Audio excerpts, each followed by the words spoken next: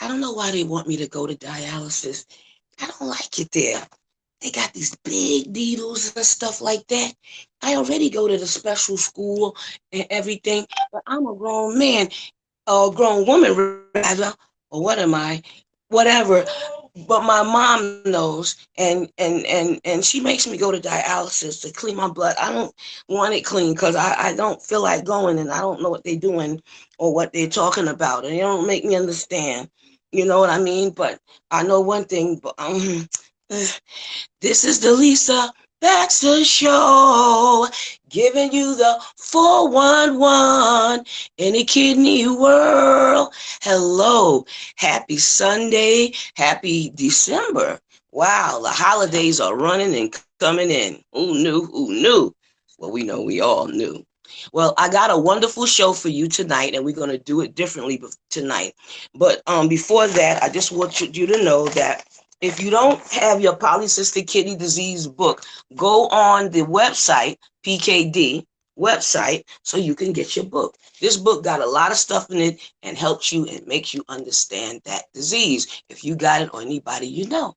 And the book is free. How about that? And the ESRD network, I went to one of their meetings and they gave us nice folders and stuff like this. And they have all kind of classes and stuff online that you can go to and do, and it's free, and then you can print out your certificate and everything and learn a lot about transplants, kidney disease, all kind of renal stuff. So do your thing and go get your stuff. This is your girl giving you that resource piece. Now, I'm going to use the phone because I don't know, for some reason, we had technical difficulty. You know, those things happen when you're doing a live show. All right. So I'm glad you stuck around and I'm glad you're here. My guest today is a wonderful person. She's excellent. We've been friends. We've done ministry together. We work together, all kind of stuff. My guest tonight is Janet Akins, Pastor Chaplain Janet Akins. Woo! Welcome up to the show, guys. Hello, Janet. Yes. All right. I hope you guys can hear. I got the phone right here, just in case. Welcome to the show. Thank you. I'm glad that you saying thank you and everything. I have not did a phone interview in a long time. I did it a couple of years ago, so I had to try to be creative. So tell us a little something about your job, Janet. My ministry is to you, it's to anybody, but I'm really concerned about our youth. It's really, I ain't gonna say getting, but it's rough out there with them, and the enemy seems to be just ripping and running through their life and destroying, So I want God to use me to reach out to them. And I go to Horizon Detention Center. We don't have rap sessions with them. I don't preach them. We talk about things. Right. Well, I've been there with you, so I know. Go ahead.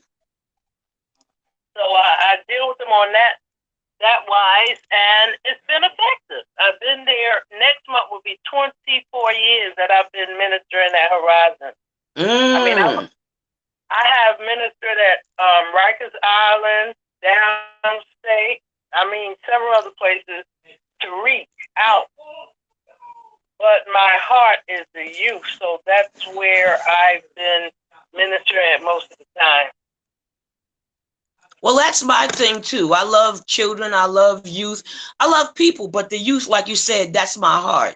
That's my heart. I did ministry with you in Horizon, and I've done it in the other center. That's the juvenile justice centers. I did the one in Brooklyn, and the one with you in I believe the Bronx.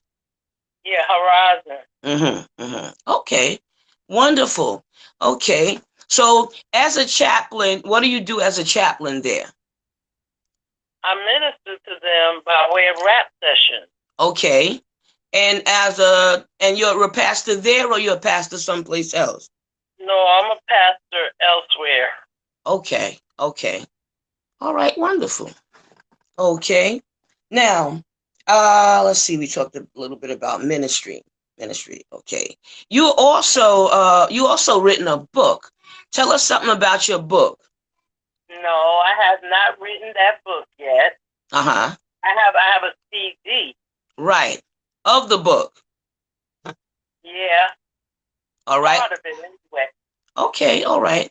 I've been places with you when you would tell the ministry and the story of your sister and everything. Can you tell us a little bit about the tape of it? The title of it is Ain't No Party in Hell. I know that's right. And that testimony talks about my sister, myself, and several other girls who are all now deceased. Wow. And they didn't die from, health problems, and they were young. Mm-hmm. They died from taking drugs, which, it seems this drug they got out there Mm-hmm. that the kids are taking that's killing them, killing everybody. Wow. Anyway, it was crack at the time. Right. I remember crack. And it sure did some stuff. Mm-hmm. Yeah. I talked to them. They were beautiful girls, but when I got back to New York City from North Carolina, I couldn't even tell who they were, basically, because the drugs had really torn them up. Some of them were even shooting heroin. Wow. And we had said as young girls that we would never, ever be addicted to drugs. Mm. Like when we were young, like 11, 12, 13, but, we all grew up. I moved to North Carolina when my husband was stationed at Fort Bragg, and when I came back to New York City, this is what I saw. Wow. Sort of hardness. I don't know what it is that make young people think drugs is the answer. I never understood that. Don't they see what it do to others? Wow. I feel like you don't need that. But you cannot make people do what they don't want to do. And when they get a certain age, they do what they want to do, and it may not be on the right path. Yes. And that's what I'm noticing. And I'm really praying and believing God for them.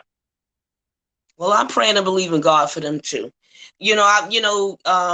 Besides, teenage pregnancy and stuff like that, and teenage crime and the things like that, rebellion and everything, the drugs is one of the hardest things that hit them. And sometimes going out there and have to come back home, or going out there and not returning, or going out there and losing their life. So I'm glad that you were able to talk to some of the ones in the prisons and the juvenile prisons and the regular prisons, because Rikers Island is a regular prison in New York.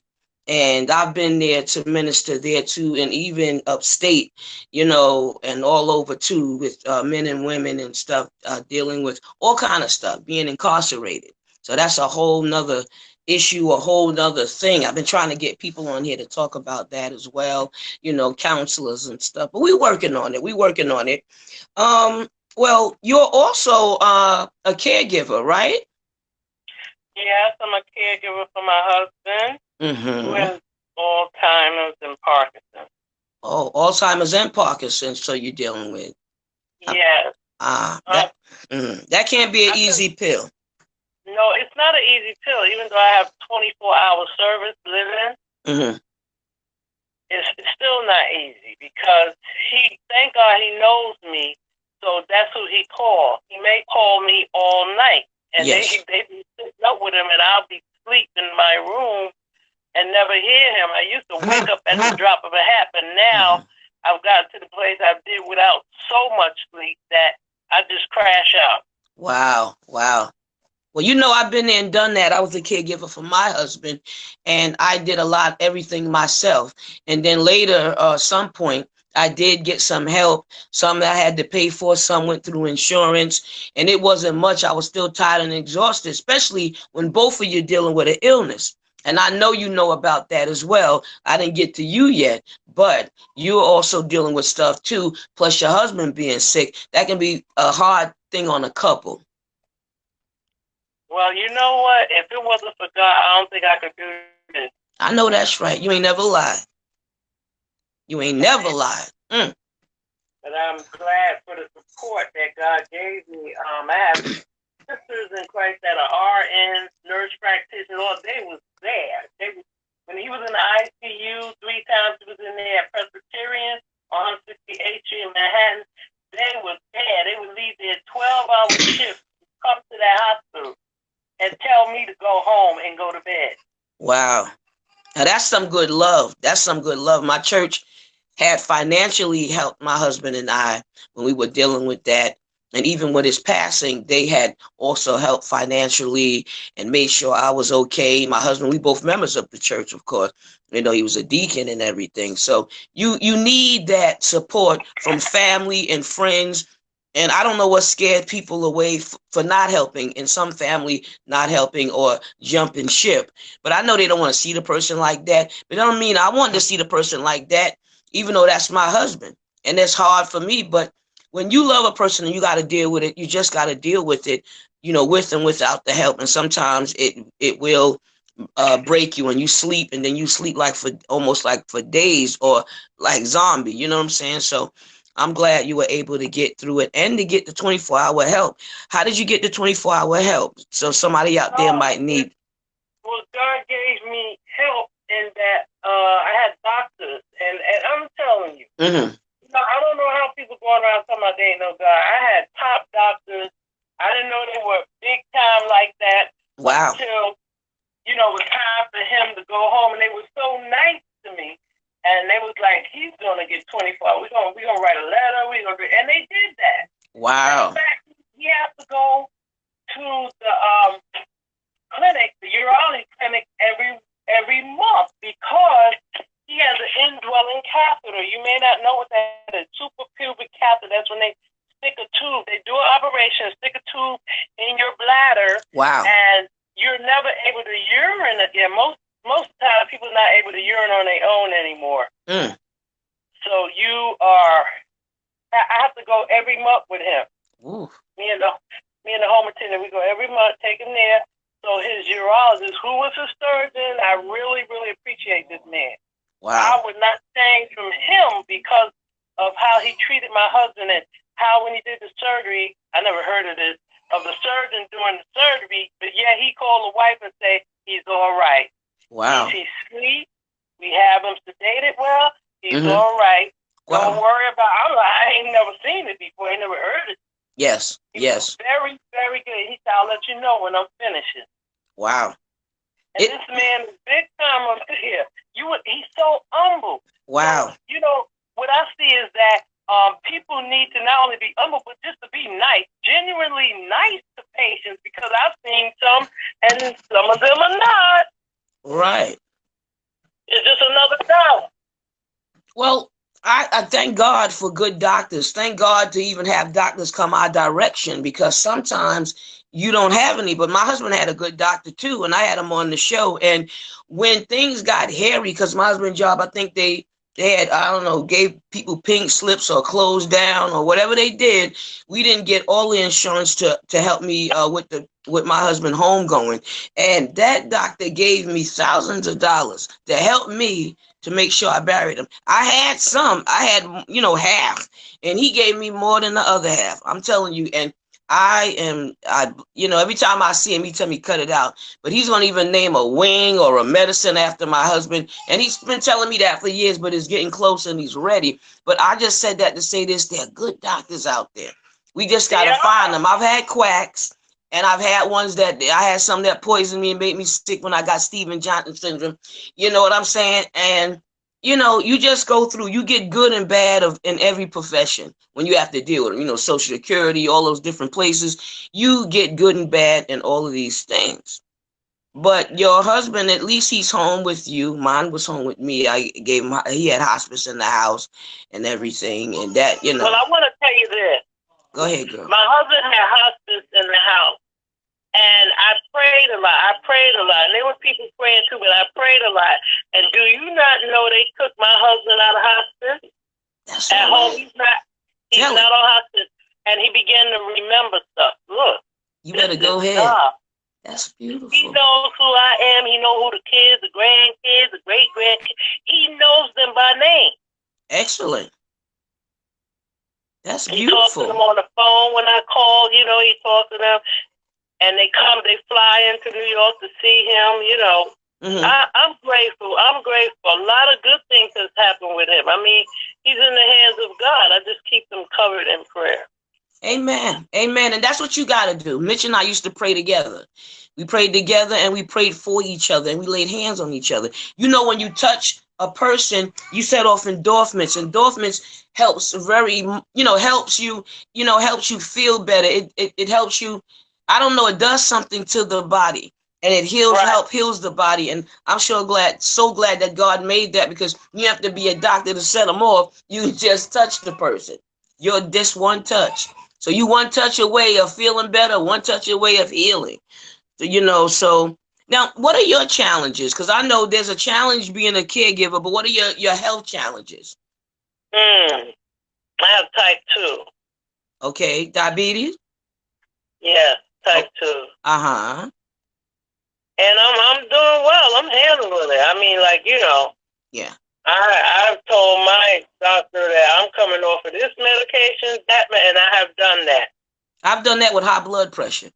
I changed my diet. I prayed and I did some things. Sometimes, God is waiting on you, and some things you need to do. Sometimes lose a couple of pounds, maybe gain some weight. If you're so skinny or thin, maybe it's a vitamin. You got to find out how your body reacts and do. So I'm glad that you are working on getting off of that. And you also had some surgeries, right? Oh my God. There go God again. Fell down Amtrak escalator. Me and my husband, he was welding. That's been 8 years now. And I eventually had to have surgery. My spinal bone was like a sharp knife and it broke. Yeah. And it was pointed toward the spinal cord. So I had to have surgery. And I'm here to tell you that my daughter, she's 44, she went with me because all the other kids is in other states, the other 3. And the doctor we went to was at Roosevelt Hospital, and she was like, mommy, he looks good. I'm like, I looked at what? Wow. I don't come here for that. Oh, why don't you let him do the surgery? No, I don't get down like, your mother don't get down like that. I just came to have a consult with him, and I don't feel led. And she was a legal secretary. So anyway, she went back to her job. I came home, got on my laptop, and started looking for a neurosurgeon. And so we're going down a list, as we go to, she said, Ma, so-and-so, she called the doctor's name in the picture she saw. That's not the one you was choosing, huh? Not him. Well, Mom, what about so-and-so? I'm looking down like, nope, not him. Wow. Well, who did you end up with? I said, not him. Not him. Not him. Then I said, wait a minute, go back. That's him right there, Dr. Eric Ellowitz. Wow. Well, that's good. So you can hunt it down on the internet, I guess. Sure. Any doctor you want. You could, but my thing was I didn't know. I never had went through nothing like this before. And she said, well, Mommy, he looks like a nerd. I said, that's what I wanted. Wow. Well, he looked smart, huh? Well, he was able to carry through what he said he could do. So thank God for direction. Thank God for direction. Well, look, the man he's a doctor. And look, I didn't know who he was. I knew he was the neurosurgeon to do my surgery. And so I went to see him on my birthday. He was so calm because I wasn't sure if the doctor what he was saying, but he did too. And Dr. Ellowitz said, you must have surgery. He said, because if you fall, you will be totally paralyzed. So he showed me the MRI again, and I seen that bone. It was pointed. He said, this is your spinal cord. If that thing, you fall and you're gonna be in a wheelchair the rest of your life. Wow. So you don't want that. I got a walker already. Got dealing with my back. So yeah, so he was able to do something for you.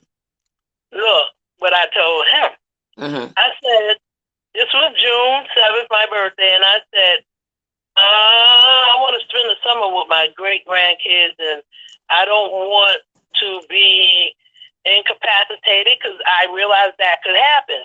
So he said, okay, we're going to do it September 26th. Yeah. My my oldest son, who's saved, he came up here with his wife from Richmond, Virginia. They took off of work and they stayed the whole week. Like they came the night before the surgery, and they took me to Wild Cornell on 68 in York. Excellent hospital.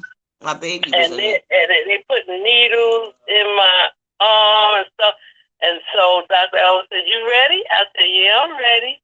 So then I was sitting there for a while. Then they was ready to take me in the surgical suite. And I heard my grandson, who is now 16, he was 8. He said, "Grandma." So I turned around and looked, and they was taking me to the suite. I stopped. He said, "Grandma, I'm praying for you. You're going to be all right." I said, "Thank you, baby." So I hugged him, his brother, and I had the surgery. But now I'm here to tell you, I was there in the ICU unit. I got to show that picture again. I was in the ICU unit for how many, 10 days, something like that. Yeah. And my doctor came to see me, and he just smiled at me. And I looked at him, and I smiled back at him, and next thing I knew, I was out. I was out. And I went to rehab at Mount Sinai on 101st Street between Madison. That's where I had my surgery in Mount Sinai. Oh, wow, for my transplant. Wow. Well, do you know anything about dialysis or anything about transplants or anything? Because I know we were doing ministry together and I had to stop to go on dialysis. So that was one of the things. And then after a while, I came back and did ministry with you. And then I did ministry with Angie also. We did it together, all three of us and stuff like that. So what is it that you know about dialysis, transplant, or anything you've learned? Well, I have a sister in Christ. She had a kidney transplant. Her son gave her his kidney, and she's doing well today. But, well, I would say well today with the kidney, but now she's telling me that she got heart failure. Wow.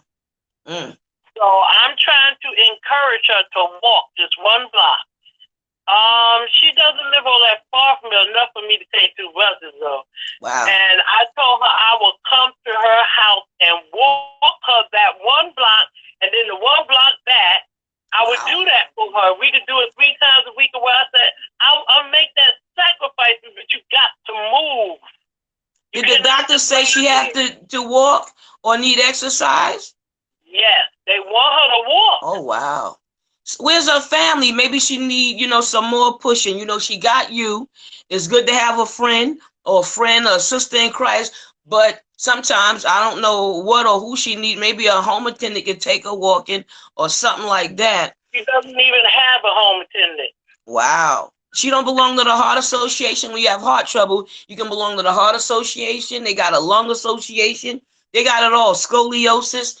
All of it is out there. Whatever sickness you have is an organization, association, or something. So she doesn't belong to that. Maybe we need to help her.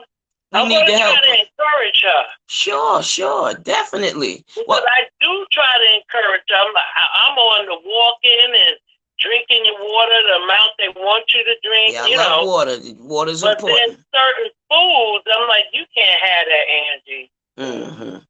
Wow. Wow. I know, you're right. We help each other. So sometimes I want to eat some candy, okay? Yeah. Well, she got to get that heart together because that's a major organ. All of the organs is major. That's why we need them. And, and everything like that. Now, you got an award for dealing with the community. I love community resources. I love living and being out there in the community. What have you done to get that beautiful award you've gotten? Oh, I got that award from the Administration for Children's Services. Excellent.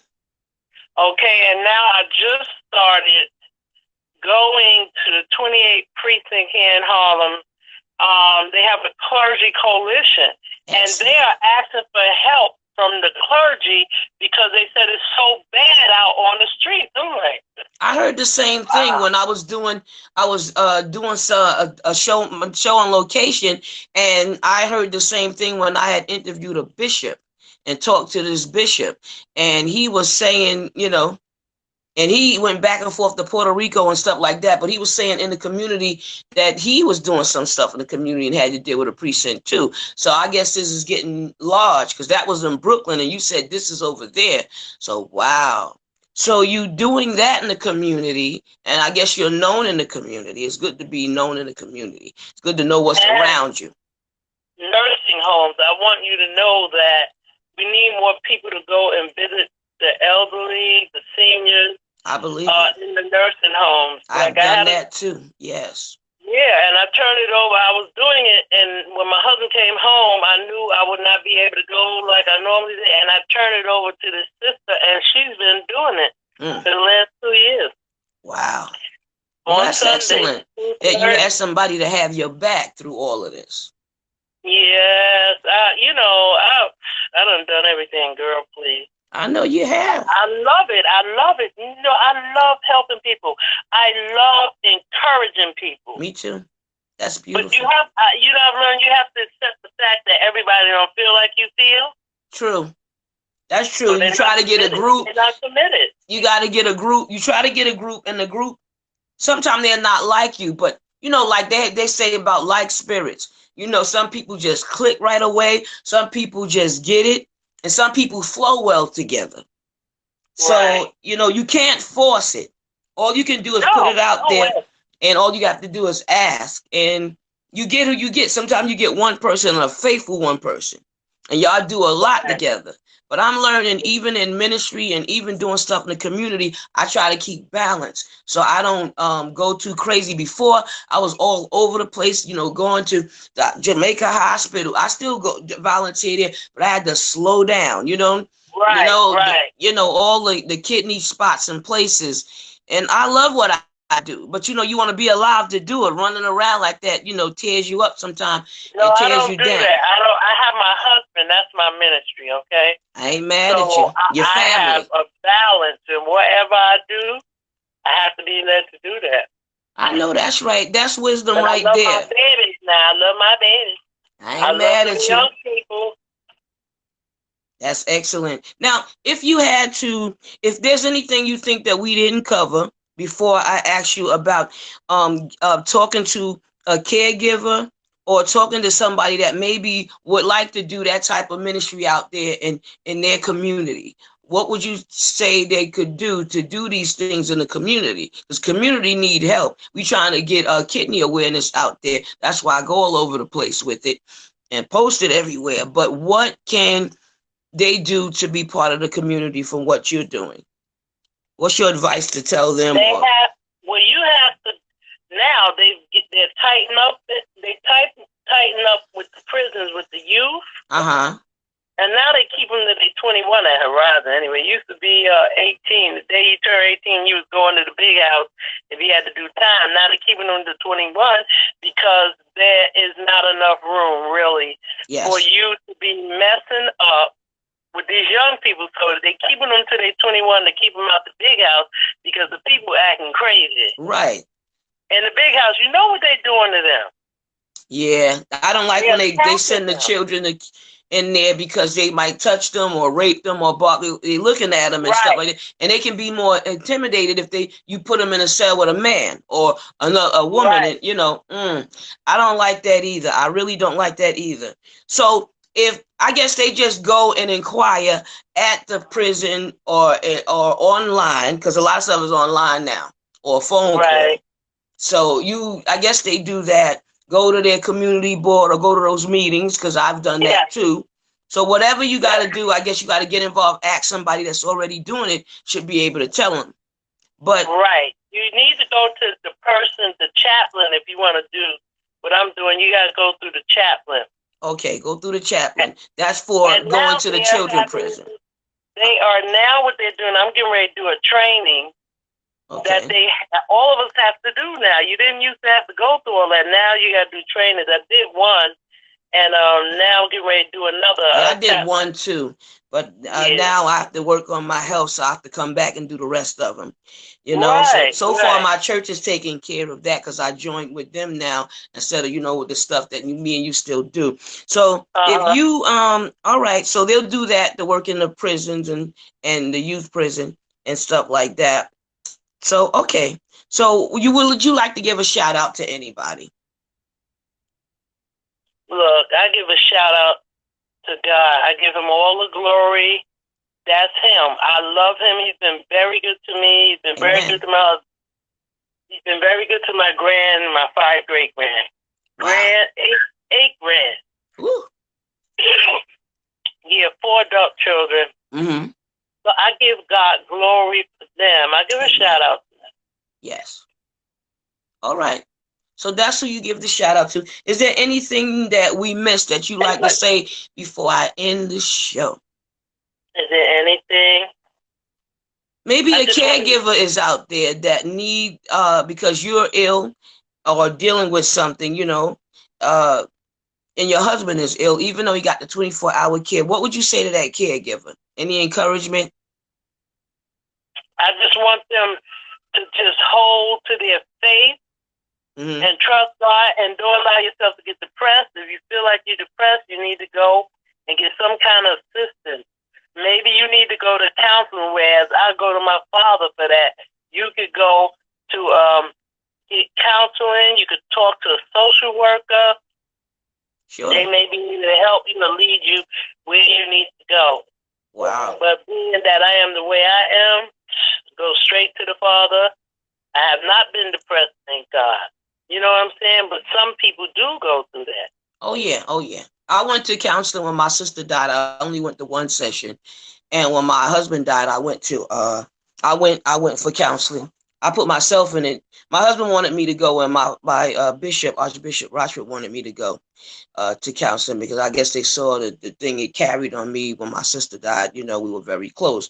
And forget, me and my husband was close. We married 23 years. So right. I got the counseling, and I wasn't ashamed of it. It helped me a whole lot. I was in a real dark place, and sometimes you need that. Whatever you need, you go get it. I don't think I didn't have Jesus, but sometimes Jesus will work through other people. Yes, he does. So you gotta go. You gotta go with what you know, with what's what's out there to help you, so you can get that help. So, is there anything else you would like to say? I'm going to end the show for these nice, sweet people that's been so patient with us tonight. Well, you know what? I would just like to tell them to be encouraged. Hold your head up. Mm-hmm. Be encouraged. It will get better. Greater is your ending than your beginning. I ain't mad at you. I ain't mad at you. That's beautiful. That's beautiful. Well, I thank you so much. Keep singing. I didn't get a chance to ask you to sing anything or anything like that. But, I mean, you got something, a minute or less than a minute to say something. Can you hit a little something? Look at her. Well, don't wait if you're shy. You know, and I lift my voice to worship you. Oh, my soul, rejoice, take joy, my King, in what you hear. Let it be a sweet, sweet sound in your ear. Girl, you better go ahead. Woo! You better go ahead. I ain't mad at you at all. I thank you. Thank you for coming on the show. You are so welcome. Thank you for being on it, and I appreciate it. I wanted to get you for a long time, and that thing wouldn't act right, but we found the way. The devil's a lie. We found the way, so thank God. And thank you so much for being on the show and everything of that nature. I appreciate you. You guys out there, I love you too. I love you too. You guys out there, y'all have a beautiful night, and I shall see you next week. You be fantabulous, you be great, and you be awesome. And let God work for you. Good night and good day. Bless your life. Good night. Have a good week. You too. Bye-bye. Okay. Bye-bye. And we are done. God bless.